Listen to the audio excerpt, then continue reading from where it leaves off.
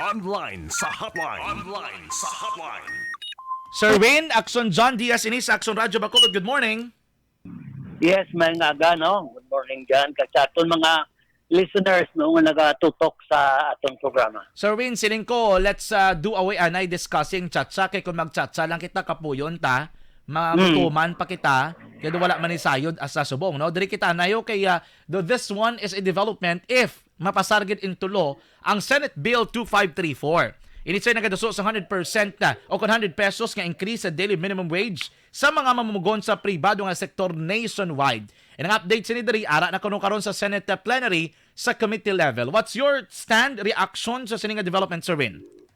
Actually, no, it's not only a welcome development, but it's long overdue, no? Because the wage increases issued by the various regional wage board is too low or is not enough, no, to meet the cost of living, no.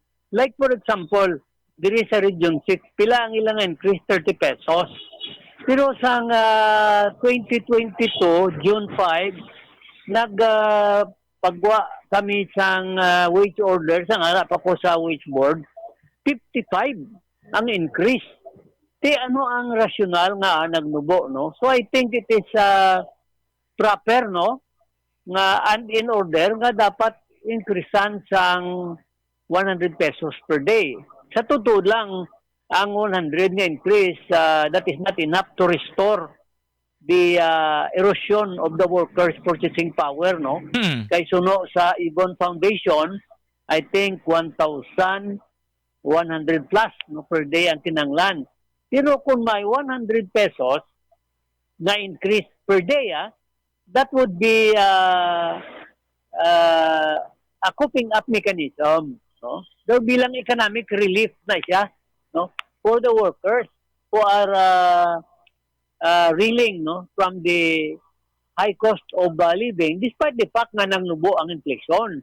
Nangnubo ang inflation, pero ang inflation sa bugas is 22 point something. Okay. No? Abot sing ganon ang inflation na ginapagwa sang PSA, number lang na iya, but it does not have a trickle-down effect, no, on the workers, and it is not happening on the ground, no. So for us, kinanglan i-push ang 100 pesos increase per day. Okay. Ang problema naton diri dyan, abot tabi sa Congress, kaya pagkatapos ni Congress naman ang makuan mo. Dapat may similar bill sila. Kaya ang aton Secretary of Labor, with all due respect, si Secretary Laguisna, daw nag-aapin pa ya, no, sa management na daw nagabalabag sa iya sa proposal nga 100 pesos per day kay ma-create kuno sang ginatawag na wage distortion. Oo. Diri sa Region 6, sang ibalik ko sang June 2022, pag-increase ang 55 pesos, tinagmangal man to gani ang mga management kay way labot nga hindi sila kasarang salary distortion kuno. Sa salary distortion, may mechanism na siya and it will be addressed, no, by the pertinent law on labor relations, particularly sa atong labor code. Okay. So tagda na daya ang pag-address nila sa ginatawag na wage distortion. Magsiling ka nga wage distortion, wala na balas ang disparity, no? Ang rank and file, kaya mga middle management, isa na lang ang ilang sweldo, do plarion lang. Amo na may siling nga wage distortion. Karon, himuan nila mechanism, kung nakuya dyan, amo na ang siya kasimple nga mechanism din na daw. Kung diri sa Region 6, nag-increase sila 30 pesos, dugangan na lang nila 70, kundi 100 mo nagyapon. Diba? So in that way, hindi kita mag-create sa ginatawag na wage distortion.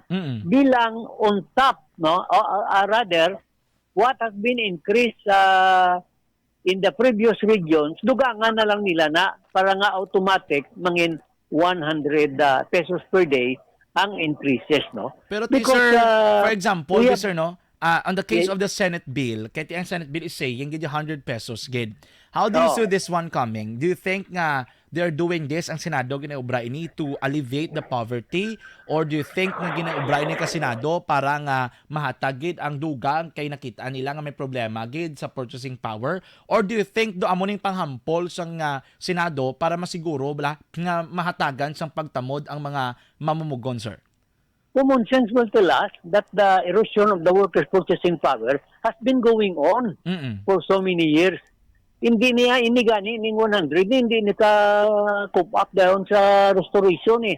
Kuan lang niya kung nakuya wage adjustment Okay. ang 100 pesos. So I think the bill of the Senate is in proper order Okay. in order to address the long ailment and problem of the labor sector. Ang problema talang di sa nasiling ko na mag-abot na kita sa Senate as a House of Representatives. Kaya sa Senate siya, 24 man lang sila mo. Ang sa kuanya pila sila, lapit 300 Oo. sa House of Representatives. Kaga in my own experience dyan, damo daya kapitalista, kag dira malabi. Dira malabi ang mga kapitalista na ibalabagan nila ang 100 pesos per day wage increase.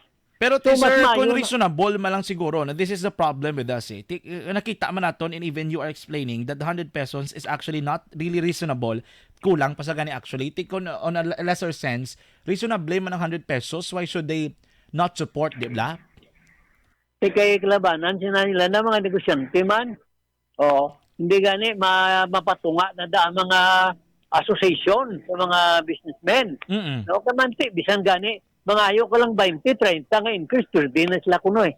Kabalo ka man, but to me I think this is consistent with the principle, no, na ang wages hindi pag-regionalize, dapat national in character.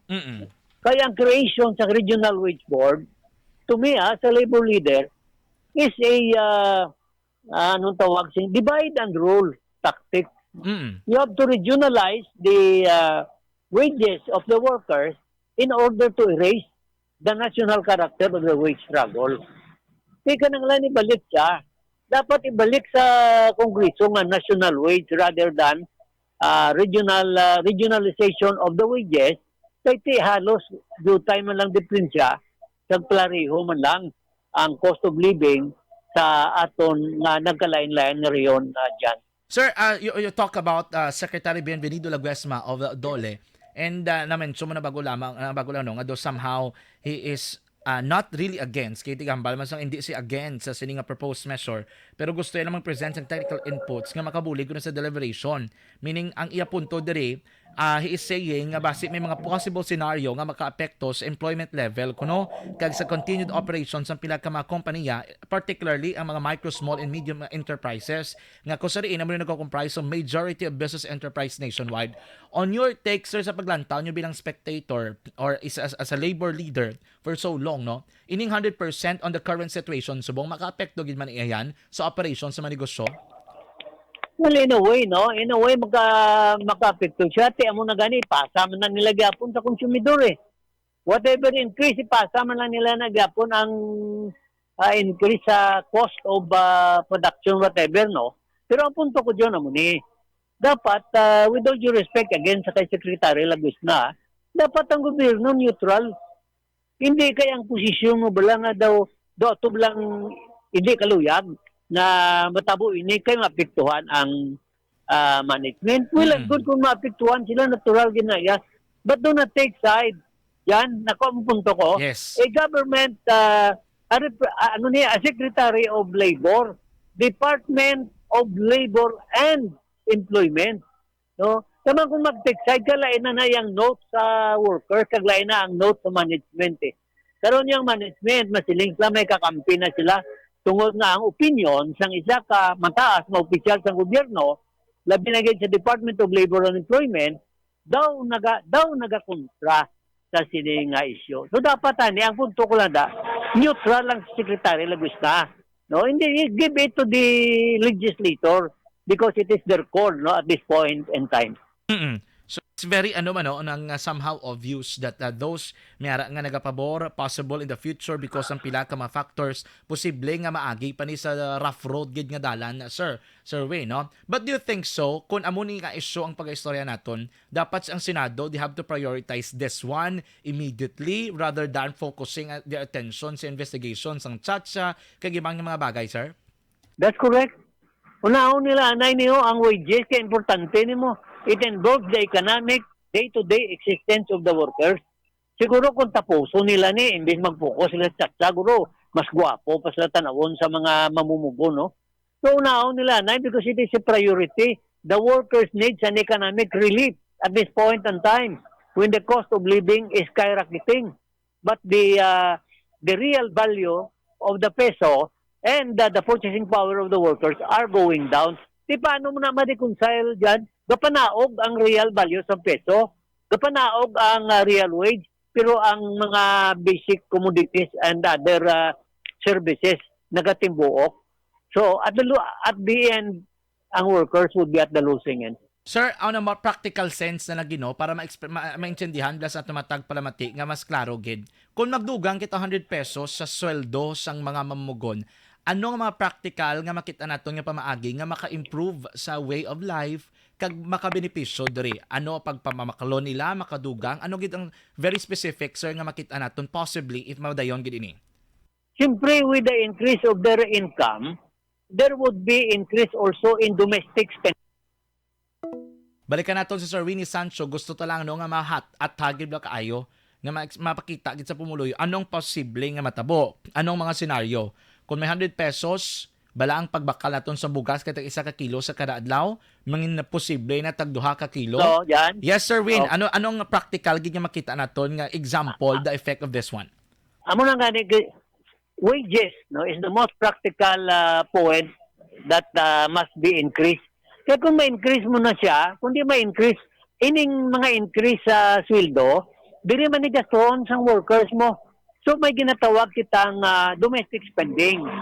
Kung may domestic spending, kundi may consumers participation, di kundi bakal man nila sa mga produkto, kundi magayuhan man ang kuan, mag-uswag man ang aton mga business, no? Ikadua, mas strengthen ang purchasing power sang workers na imbis nga makabaka lang siya pila ka item sa iya nga 500 pesos, madugang-dugangan, no? But in general, ang epekto sini is that makuan ang economic ma-level up ang economic existence ng workers and the circulation, the economic circulation of money will be enhanced. So that in the process, may ginatawag kita nga pump priming the economy.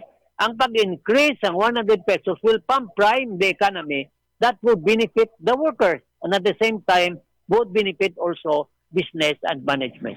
Okay, Sir Win, thank you so much gid sa time and inputs again share mo diri sa amon sa Action Radio Bacolod. Good morning. Thank you. Good morning. Action Hotline. Mr. Winnie Sancho, ang Secretary General sang Gawa Negros mga ka-aksyon input regarding sining Senate bill nga kung sali nagaduso sang isa ka gatos nga saka sa sweldo sa mga mamumugon sa pribado nga sektor nationwide.